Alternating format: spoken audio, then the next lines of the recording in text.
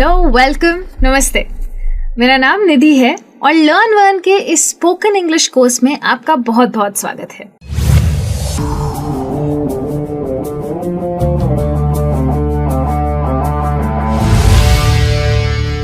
पिछली क्लास में अगर आपको याद हो तो हमने बहुत सारी चीजें सीखी थी।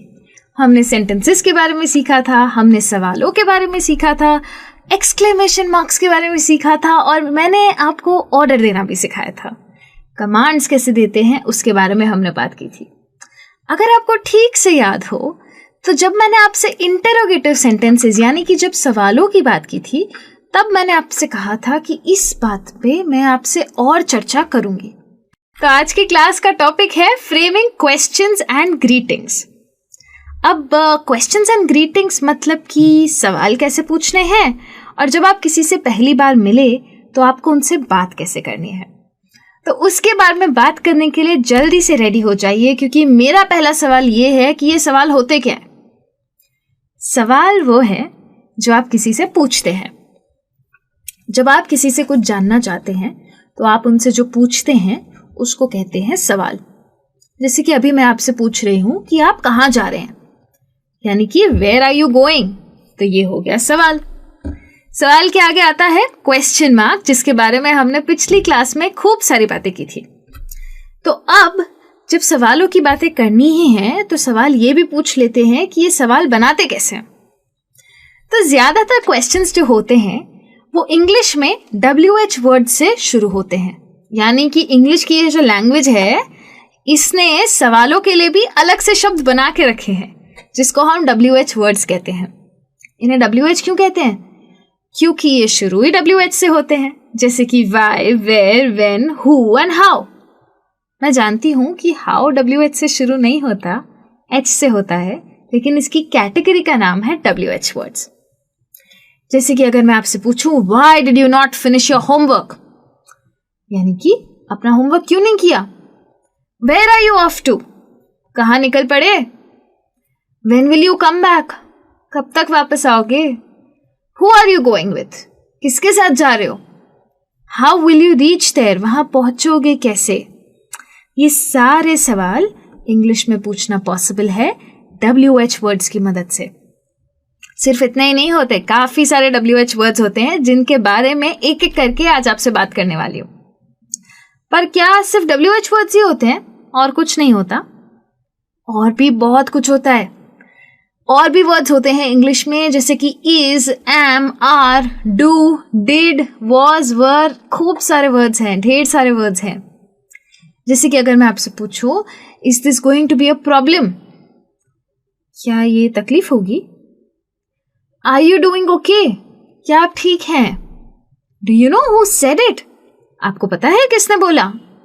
Did you know he said it, आपको पता है उसने बोला। Was there a reason behind this, क्या इसके पीछे कोई कारण था। Were there no other options, क्या और कोई तरीके ही नहीं थे। नोटिस कीजिए, जब मैंने आपसे WH वर्ड्स में सवाल पूछे तो मैं बहुत क्लियर थी, क्यों, कब, कहाँ, कैसे। लेकिन जब मैं ये सारे शब्द यूज कर रही हूं तो सवाल आके अटकता है, क्या ये हुआ, क्या वो हुआ। इसीलिए ये सारे वर्ड्स अलग हैं। तो पहले तो हमें ये सीखना पड़ेगा कि ये दोनों में फर्क क्या है। अब जो क्वेश्चंस होते हैं वो भी दो टाइप के होते हैं, दो प्रकार होते हैं। एक होते हैं यस नो क्वेश्चंस, यानी कि हाँ और ना वाले सवाल। हाँ और ना वाले मतलब ऐसे सवाल जिसके जवाब हो हाँ या ना। जैसे कि अगर मैं आपसे पूछूं कि आपको पार्टी में मजा आया, did you have fun at the party, तो आप कहेंगे हाँ मुझे मजा आया, या फिर नहीं मुझे मजा नहीं आया। पर जवाब तो हाँ या ना में था ना।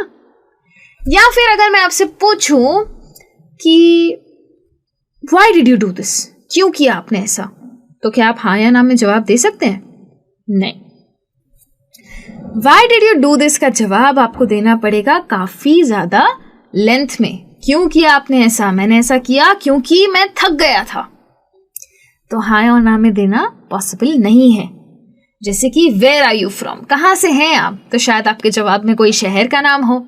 फिर से हाँ और ना में देना पॉसिबल नहीं है। तो ऐसे सवालों को कहते हैं इंफॉर्मेशन क्वेश्चंस। इंफॉर्मेशन क्वेश्चंस का मतलब है ऐसे क्वेश्चंस जो किसी और से इंफॉर्मेशन मांगते हैं। लेकिन ये सारे सवाल पूछे कैसे जाते हैं? बहुत ही सिंपल साधारण सी टेक्निक है। धीरे धीरे इस टेक्निक की आदत हो जाएगी आपको। शुरुआत के लिए आप एक काम कर सकते हैं, आप अपना सवाल हिंदी में सोचिए। जैसे कि अगर आप मुझसे पूछना चाहते हैं क्या वो खुश है, क्या वो लड़की खुश है, अब उसका जवाब इंग्लिश में सोचिए। अगर उसका जवाब है हाँ वो लड़की खुश है, तो आपका जवाब होगा शी इज हैप्पी। अगर शी इज हैप्पी मेरा जवाब है, तो अब बस करना यह है कि शी और इज को अदला बदली कर देनी है। तो सवाल क्या हो जाएगा? Is she happy? Answer she is happy. है ना सिंपल। सिर्फ और सिर्फ इज और शी को मैंने इंटरचेंज किया और कुछ भी नहीं किया। लेकिन ये सिंपल तो इसीलिए था क्योंकि इसके पास था इज। इज है ऑक्सिलरी वर्ब। अब ऑक्सिलरी वर्ब क्या होते हैं, कैसे होते हैं, इसके बारे में बहुत सारी बातें करनी बाकी है अभी। लेकिन अभी के लिए ये समझ लीजिए कि ये जो is, am, are, do, does, was, were है ना, ये सब हमारे दोस्त हैं, हमारी मदद करने के लिए होते हैं सेंटेंसेस में। और अगर ये सेंटेंस में नहीं है तो हम क्या करें? जैसे कि यहाँ पे एक सेंटेंस है, आई प्ले क्रिकेट। मैं क्रिकेट खेलता हूं, पर यहाँ पे तो कुछ भी नहीं है, इज भी नहीं है, एम भी नहीं है, आर भी नहीं है, कुछ नहीं है। तो मैं क्या करूं? इसका सवाल कैसे बनाऊं? इंटरचेंज क्या करूंगी? तो कुछ भी इंटरचेंज नहीं करना है। आई प्ले क्रिकेट को वैसा का वैसा रहने दीजिए। आगे फुल स्टॉप हटा के क्वेश्चन मार्क डाल दो और सेंटेंस के पहले डाल दो डू। तो सवाल हो गया, डू आई प्ले क्रिकेट? है ना आसान। काफी जगह ऐसी होती है जहां पे डज लगता है, जैसे कि ही, तो ही के आगे लगाना पड़ेगा डज। डज क्या होता है? डू का plural form. Do plus ES is equal to does. पर ये डू को ईएस देगा कौन? एस तो चाहिए ना। तो एस हम ले लेंगे प्लेस से। सेंटेंस देखिए, ही प्लेस क्रिकेट, एस निकाल लिया प्लेस से, दे दिया हमने डू को। तो सेंटेंस क्या बन गया? Does he play cricket? Question mark. इतना आसान है सवाल बनाना। सिंपल क्वेश्चंस आप इस तरीके से बना सकते हैं। पर जब मैं WH वर्ड्स की बात करती हूं तो ये बहुत ही स्पेसिफिक क्वेश्चंस होते हैं, बहुत पर्टिकुलर क्वेश्चंस होते हैं। WH वर्ड्स के प्रकार बहुत सारे हैं। मैं आपसे काफी सारे WH वर्ड्स आज डिस्कस करने वाली हूं। और सबसे पहले मैं शुरू करूंगी हु से। हु यानी कि कौन। जब मैं किसी से ऐसा सवाल पूछना चाहती हूं जिसमें मैं जानना चाहती हूं कि वो इंसान कौन था, या जवाब किसी का इंसान में हो, किसी का जवाब हो और वो जवाब में इंसान हो, तब मैं कहूंगी हु। तब वो सवाल मैं शुरू करूंगी हु से। यानी कि अगर मैं आपसे पूछना चाहती हूं कि आपकी टीचर कौन है, हु इज योर टीचर, और आप कहेंगे my teacher is Nidhi ma'am, तो हु का जवाब हुआ निधि मैम। निधि मैम कौन है? इंसान है ना। तो हु जो होता है तब मैं इंसानों के लिए यूज करती हूँ। सिर्फ और सिर्फ कौन, कौन जब मुझे पूछना है तब मैं यूज करूंगी हु। वैसे he who was that man, कौन था वो आदमी। हो सकता है आप कहें कि वो आदमी मेरा प्लम्बर था। That man was my plumber. बात हुई किसकी? इंसानों की, तो यूज किया हु। उसके आगे होता है वेयर। जैसे हु हम इंसानों के लिए यूज करते हैं, वैसे वेयर हम जगहों के लिए यूज करते हैं। जब जवाब कोई जगह के बारे में हो तब सवाल में पूछा जाता है वेयर। जैसे कि वेयर डू यू लिव, कहाँ रहते हैं आप। तो अगर कहाँ रहते हैं आप सवाल है तो जवाब क्या होगा? I live in Ahmedabad, I live in Mumbai, I live in Chennai. बहुत सारे जवाब हो सकते हैं, पर जगह का नाम है ना, ये अहमदाबाद, मुंबई, चेन्नई, बैंगलोर, ये सब तो जगहों के नाम है। तो जवाब जब मेरा प्लेस में है तो सवाल हो जाता है वेयर। जैसे कि मैं आपसे पूछ सकती हूँ where are you coming from, मतलब कहाँ से आ रहे हो, तो आप कहेंगे मैं अपने घर से आ रहा हूँ, I am coming from my home. या फिर मैं आपको फोन लगा के पूछूं वेयर आर यू, कहाँ हैं आप, तो आप कह सकते हैं कि मैं घर पे हूँ, I am at my home. तो जब भी मैं एक ऐसा जवाब एक्सपेक्ट कर रही हूँ जिसमें मैं जगह का नाम जानना चाहती हूँ, तब मैं यूज करूंगी वेयर। वेयर के बाद एक और WH वर्ड है जिसके बारे में आपसे बात करूंगी और वो है व्हाट। व्हाट मतलब क्या। ये जो क्या होता है ये हम काफी जगहों पे यूज करते हैं। इसकी कोई कैटेगरी नहीं होती, लेकिन जब मैं इंसान के बारे में पूछना चाहती हूँ तब मैं आपसे हु में यूज कर रही हूँ। जब मैं बात करना चाहती हूँ जगह की तब मैं कह रही हूँ वेयर।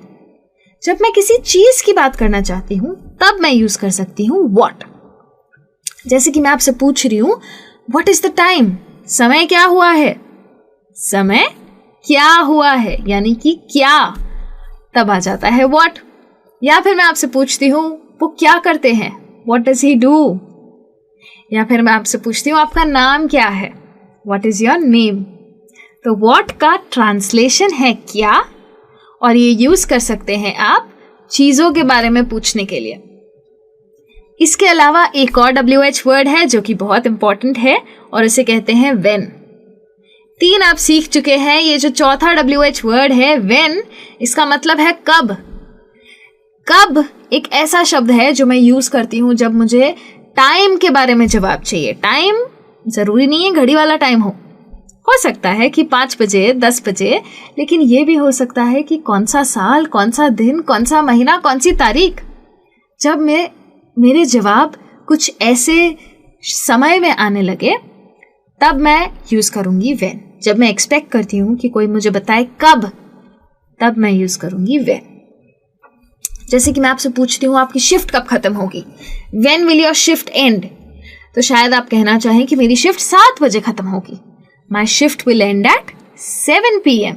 तो 7 PM क्या है, टाइम है। अगर मैं आपसे पूछूं when will you come back, तो शायद आप कहें I will come back on Monday, मैं मंडे को वापस आऊंगा। मंडे क्या है, दिन है। व्हेन आर यू लिविंग, कब निकल रहे हैं आप, I am living on the 13th of November। 13th of November क्या है, तारीख है। तो ऐसी सारी चीजों के लिए हम यूज करते हैं व्हेन को। इसके बाद आता है विच। बहुत सारे WH वर्ड्स आप सीख चुके हैं ऑलरेडी, एक और सीख लीजिए विच। विच एक ऐसा वर्ड है जब मैं तब यूज करती हूँ जब बहुत सारी चीजें हैं और मैं जानना चाहती हूँ इन सब में से कौन सी वाली। कौन सी वाली मतलब कि विच। अगर बहुत सारी पिक्चरें हैं दुनिया में और अगर मैं आपसे पूछती हूँ which is your favourite movie, तो मेरा सवाल का मतलब है कि इन सारी पिक्चरों में से सबसे ज्यादा आपको कौन सी वाली पसंद है। तो तब मैं यूज करती हूँ विच। या फिर शायद आप और मैं पार्किंग लॉट में हैं और गाड़ी ढूंढ रहे हैं, बहुत सारी गाड़ियां हैं और मैं आपसे पूछती हूँ विच कार इज योर्स, आपकी वाली गाड़ी कौन सी है इन सब में से। तो हो सकता है आप कहें कि that red car is mine, वो लाल वाली गाड़ी मेरी है। तो ये होता है विच का मतलब। जैसे आप यहाँ देख सकते हैं विच वे टू गो, कौन से रास्ते जाएं, इस या उस रास्ते। तो जब ऑप्शंस बहुत सारे हैं और जवाब एक है तब यूज करते हैं विच को। एक और WH वर्ड है हुज। हुज का मतलब ये है कि जब आप किसी से किसी रिश्ते के बारे में पूछना चाहते हैं, इनका रिश्ता किससे है, ये किसके हैं, जब आप ऐसे सवाल पूछना चाहते हैं तब आप यूज करते हैं हुज। जैसे कि अगर मेरे पास कोई जानवर है, कोई पेट एनिमल है जो कि कहीं और है, शायद किसी रास्ते पर बैठा है, तो आसपास वाले पूछेंगे ना ये किसकी बिल्ली है, ये किसका कुत्ता है, हुज कैट इज दिस। तो ये हुज का मतलब है किसका। या अगर मेरा बच्चा है और बच्चा मेले में खो गया है, बच्चा अकेला है, तो हम पूछते हैं ना ये किसका बच्चा है, तो उसे इंग्लिश में कहते हैं हुज चाइल्ड इज दैट। ऐसे यूज होता है ये हुज का वर्ड। एक और सबसे ज्यादा जरूरी WH वर्ड है वाई, क्योंकि ये हम सबसे ज्यादा यूज करते हैं। वाई का मतलब है हमारे सारे सवाल, यानी कि क्यों। क्यों ऐसा हुआ, क्यों आप ऐसे हैं। जब मैं ये सब कहना चाहती हूं तब मैं कहूंगी वाई। वाई मैं तब यूज करती हूं जब मैं किसी चीज का कारण जानना चाहती हूं। किसी भी चीज का अगर कारण जानना है तो मेरा सवाल वाई से शुरू होगा, जैसे कि why are you so rude, आप इतने रूड क्यों हैं। या why did you smile at me, आप मुझे देखकर मुस्कुराई क्यों। जब मैं किसी भी चीज का कारण जानना चाहती हूं तब मैं यूज करती हूं why को। और एक आखिरी WH वर्ड, प्रॉमिस, ये वाला आखिरी, ये है हाउ। अब हाउ का क्या मतलब है? हाउ का मतलब है दो चीजें। वैसे तो मतलब है कैसे, लेकिन इसका यूज है दो चीजों में। या तो आप जानना चाहते हैं कि कुछ करने का तरीका क्या होता है, हाउ इज दिस डन, तब हम यूज करते हैं हाउ, ये कैसे होता है। या फिर आप किसी की सेहत के बारे में जानना चाहते हैं, हाउ आर यू, कैसे हैं आप, या हाउ डू यू डू। तो ये सारे तरीकों में हम हाउ यूज करते हैं। इन सारी जगहों पे हाउ का यूज हो सकता है। दो चीजें हैं, याद रखिए, कैसे करना है और कैसे हैं आप। ट्रांसलेशन है कैसे। अगर आप WH वर्ड सीख चुके हैं तो अब वापस आ जाते हैं हमारे ऑक्सिलरीज पे। ऑक्सिलरी वर्ब की बात की थी, याद है? Is, am, are, was, were, do, does की बात की थी। अब मैं जानती हूं कि WH वर्ड से सवाल बनाना आसान है। कुछ लोग ऑक्सिलरी वर्ब से सवाल बनाना मुश्किल समझते हैं, तो उनके लिए एक नई टेक्निक लाई हूं मैं। इस टेक्निक को कहते हैं क्वेश्चन टैग्स। हिंदी में हम कहते हैं ना, तुम ये काम करोगी ना, हाँ, ये जो मैंने हाँ कहा, ये है क्वेश्चन टैग। जब भी मैं एक स्टेटमेंट को क्वेश्चन में बदलना चाहती हूं और मैं उस स्टेटमेंट के आगे छोटा सा सवाल लगा देती हूं, तो वो बन जाता है क्वेश्चन। है ना मैजिक? तो इंग्लिश में भी ये सेम चीज हो सकती है। हम ये यूज कब करते हैं? अगर मैं चाहती हूं कि मेरा जो सुनने वाला है वो मुझसे अग्री करे, तब मैं यूज करूंगी क्वेश्चन टैग। तो अगर मैं कहती हूं कितनी प्यारी लड़की है ना, तो ये है ना is a question tag. She is such a sweet girl, isn't she. अब सवाल ये आता है कि ये क्वेश्चन टैग यूज कैसे करते हैं। बहुत ही सिंपल तरीका है, याद है auxiliary. I did not drop my phone. Did क्या है? ऑक्सिलरी। उसके आगे क्या है? नॉट, यानी कि नेगेटिव। उसको मैं बना दूंगी पॉजिटिव, डिड आई। अगर डिड नॉट था तो ये हो गया डिड आई। अगर डिड होता तो ये हो जाता डिड आई नॉट। बस उल्टा करना है और कुछ भी नहीं करना है। अगर मैं कह रही हूं I did not drop my phone, did I, तो सामने वाला कहेगा नो यू डिड नॉट। जवाब आ गया हाँ या ना में।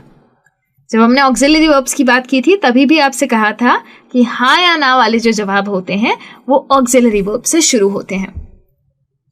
फिर जैसे है I had made sure that the door was locked, hadn't I. यहां देखिए हैड पॉजिटिव है, हैडंट नेगेटिव है। यही तो मैजिक है क्वेश्चन टैग्स का। बहुत ही आसान है इनको यूज करना। अब बात करते हैं थोड़ी और टेक्निक्स की। जब हम क्वेश्चन टैग्स की बात कर ही रहे हैं तो हमें यह भी पता होना चाहिए कि जब स्टेटमेंट पॉजिटिव है तो क्वेश्चन टैग हो जाता है negative. You are late, aren't you. Aren't मतलब आर नॉट, ये हो गया नेगेटिव। लेकिन अब क्या करें? ऑक्सिलरी तो है नहीं अगली सेंटेंस में। अगली सेंटेंस है यू स्टडी इंग्लिश। यहां पे तो is, am, are, do, does not कुछ भी नहीं है। याद है जब ऑक्सिलरी वर्ब्स की बात की थी और आई प्ले क्रिकेट में नहीं था ऑक्सिलरी वर्ब, तो हमने क्या डाला था? डू। तो डू ही आएगा हमारी सहायता करने। तो हम ये समझेंगे कि यहां डू है, यू डू स्टडी इंग्लिश, और बन जाएगा नेगेटिव, डोंट यू। तो डू का बन गया डू नॉट, यानी कि डोंट यू। तो अगर ऑक्सिलरी वर्ब नहीं है तो हमारी सहायता करने आएंगे डू और डज। अब अगर सवाल आपको क्लियर है, जवाब आपको क्लियर है, तो टाइम आ गया है कि बात की जाए ग्रीटिंग्स की। अब ये ग्रीटिंग्स क्या होती है? मैं जानती हूं कि आपको ग्रीटिंग्स के बारे में पता है। हम इंडियंस का सबसे बड़ा तरीका लोगों को ग्रीट करने का है नमस्ते। जब मैं आपसे पहले बात करती हूं तो मैं भी आपसे कहती हूं नमस्ते।